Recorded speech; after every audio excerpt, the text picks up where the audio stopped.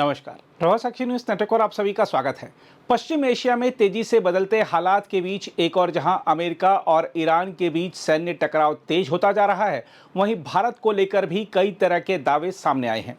कुछ विदेशी माध्यमों में यह आरोप लगाया गया कि अमेरिका ईरान के खिलाफ सैन्य हमलों के लिए भारतीय बंदरगाहों का इस्तेमाल कर रहा है। भारत सरकार ने इन दावों को सिरे से खारिज करते हुए स्पष्ट किया है कि इस तरह की खबरें पूरी तरह निराधार और भ्रामक हैं।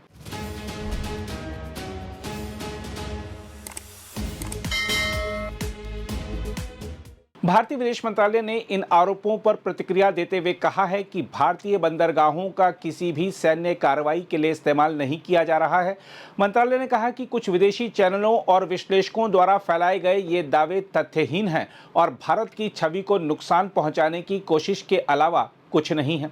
सरकार ने साफ किया है कि भारत एक संप्रभु देश है और उसकी विदेश नीति स्वतंत्र तथा संतुलित है। इसलिए किसी तीसरे देश के युद्ध में भारत की भूमि या बंदरगाहों का उपयोग होने की बात पूरी तरह गलत है।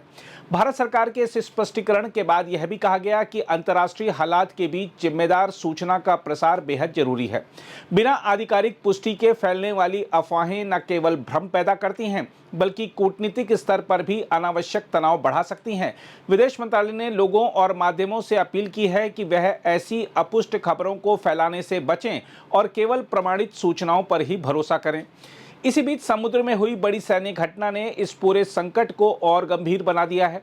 खबरों के अनुसार अमेरिकी नौसेना की एक पनडुब्बी ने हिंद महासागर में एक ईरानी युद्धपोत को मार गिराया। बताया गया कि यह हमला शक्तिशाली मार्क 48 टारपीडो के जरिए किया गया, जो आधुनिक नौसैनिक युद्ध में सबसे घातक हथियारों में गिना जाता है।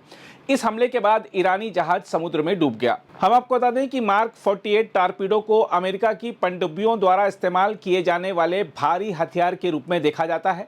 यह पानी के भीतर से छोड़ा जाने वाला ऐसा हथियार है जो दुश्मन के जहाज का पीछा करते हुए उसे निशाना बनाता है। इसमें शक्तिशाली वारहेड लगा होता है और यह लक्ष्य के नीचे या आसपास विस्फोट करके जहाज को भारी नुकसान पहुंचाता है। इसी कारण इसे नौसैनिक युद्ध में बेहद प्रभावी और घातक हथियार माना जाता है। रिपोर्टों के मुताबिक अमेरिकी पनडुब्बी द्वारा छोड़े गए एक ही टारपीडो ने ईरानी युद्धपोत को सीधे निशाना बनाया और जहाज कुछ ही समय में समुद्र की गहराइयों में समा गया। रक्षा अधिकारियों ने इस हमले को अमेरिकी सैन्य क्षमता का बड़ा प्रदर्शन बताया है। उनका कहना है कि इस तरह की कार्रवाई यह दिखाती है कि अमेरिकी नौसेना समुद्र के किसी भी हिस्से में अपने लक्ष्य को खोजकर नष्ट करने की क्षमता रखती है। विशेषज्ञों के अनुसार टारपीडो हमला समुद्री युद्ध की सबसे खतरनाक रणनीतियों में से एक होता है। पनडुब्बियां पानी के भीतर छिपकर चलती हैं और दुश्मन को पता चलने से पहले ही हमला कर सकती हैं। इसी वजह से टारपीडो हमले अक्सर अचानक और निर्णायक साबित होते हैं। इस पूरी घटना ने अंतर्राष्ट्रीय स्तर पर भी चिंता बढ़ा दी है। एक तरफ समुद्र में सैन्य टकराव की खबरें आ रही हैं, दूसरी तरफ भारत का नाम भी गलत तरीके से इस विवाद में घसीटने की कोशिश की गई। हालांकि भारत सरकार ने साफ कर दिया है कि वह किसी भी तरह से इस युद्ध का हिस्सा नहीं है और उसके बंदरगाहों का उपयोग किसी सैन्य कार्रवाई के लिए नहीं किया जा रहा है। इस बीच ईरान ने इस हमले को लेकर तीखी प्रतिक्रिया दी है। ईरान के विदेश मंत्री ने कहा है कि अमेरिकी पनडुब्बी द्वारा ईरानी फ्रिगेट आइरिस सेना पर किया गया हमला बेहद गंभीर और खतरनाक कदम है और अमेरिका को इस घटना पर गहरा अफसोस होगा। ईरान ने कहा है कि यह युद्धपोत भारतीय नौसेना के अतिथि के रूप में तैनात था और अंतर्राष्ट्रीय जल क्षेत्र में मौजूद था, जहां उस पर बिना किसी पूर्व सूचना के हमला किया गया।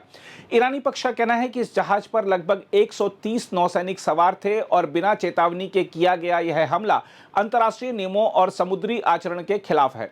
ईरान ने इस कार्रवाई को उकसावे वाली घटना बताते हुए कहा है कि इसके परिणाम गंभीर हो सकते हैं। बहरहाल, पश्चिम एशिया की मौजूदा संकट में जहां सैन्य घटनाएं तेजी से सामने आ रही हैं, वहीं सूचना के स्तर पर भी कई तरह के दावे और अफवाहें फैल रही हैं। भारत ने अपने आधिकारिक बयान के जरिए स्पष्ट कर दिया है कि वह इस संघर्ष से दूर रहते हुए संतुलित और स्वतंत्र नीति पर कायम है, जबकि समुद्र में हुए टारपीडो हमले ने इस पूरे संघर्ष की गंभीरता को और बढ़ा दिया है। अगर आप भी लेना चाहते हैं देश दुनिया की तमाम जानकारी, तो आज ही सब्सक्राइब करें हमारे चैनल को। साथ ही नीचे दिए बेल आइकन को जरूर दबाएं ताकि हर अपडेट आप तक पहुंच सके।